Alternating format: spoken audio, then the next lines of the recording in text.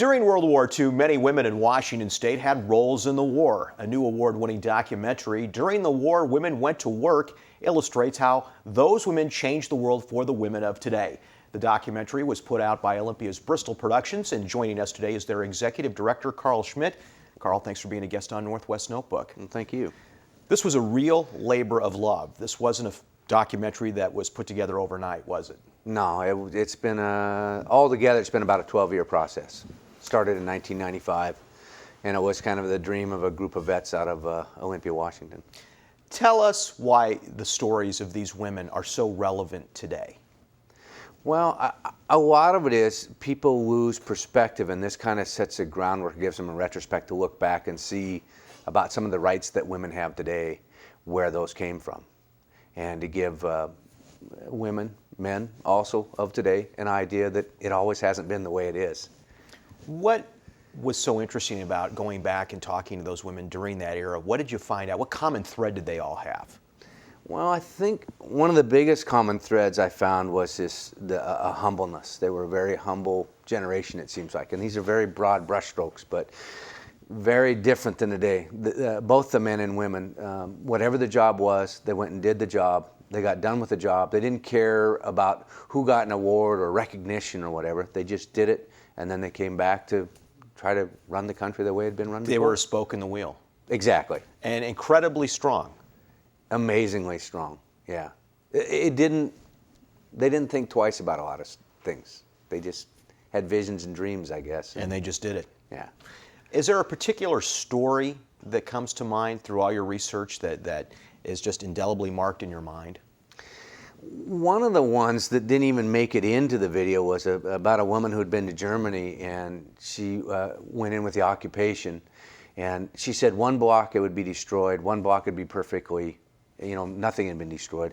But then she walked in this one that was destroyed, and in it there was this one little planter with a red flower growing in it. And she said, within all of this, there's still life and rebirth. And that was pretty fascinating in that way.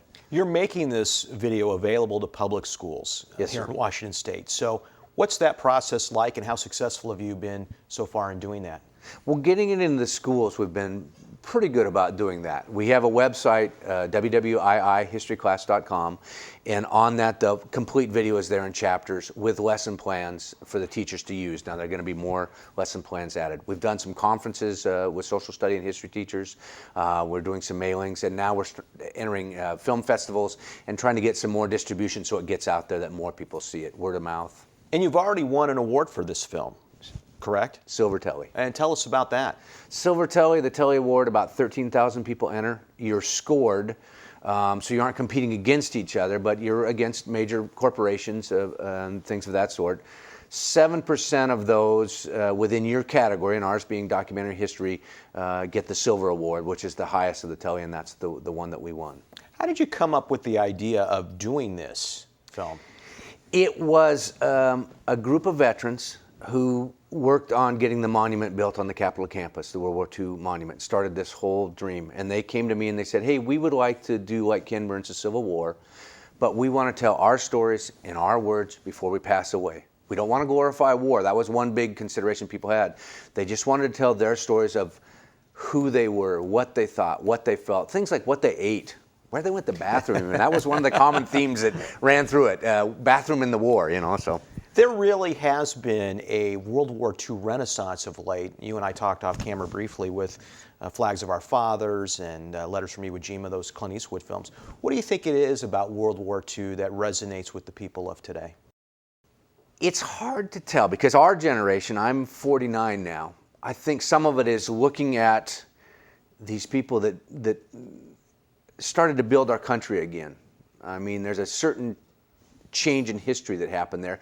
Plus, it led into the 50s, which was a real positive, happy, when you read history, happy families, Leave It to Beaver. I don't know if that's what they're reaching back for and trying to find again. That's part of it, and I think part of it's just connecting with heritage. They don't realize that was just grandma. You're walking down the street, you see a nice elderly woman down the street, and if you never ask her a question, you would never know anything about her history. And then you start looking at the history, and they're pretty amazing people. So I don't know if it's us trying to move back and find something that we lost that we can take forward, maybe that's part of what it is. And you're trying to find other homes for this documentary Definitely. other than schools. Yes. And how's that going for you? Well, we're having some challenge. We're getting some distribution. Eastern Washington's picked it up real well. We're getting distribution over there. Western Washington, not so much. But now we are entering some film festivals. And this summer, hopefully, I just entered it. Hopefully, I'll be going back to New York to the New York Independent Film Festival and get some distributorship. Carl, if a viewer wants to get a copy of the video, where can they get one? Go to our website, www.iihistoryclass.com. They can see the video and they can learn about the full project on the website there. The name of the documentary is During the War, Women Went to Work. Karl Schmidt, thank you for being a guest on Northwest Notebook. Thank you. Coming up on Northwest Notebook, we will tell you how you can help a young Bellingham youth who has an inoperable brain tumor. Stay with us.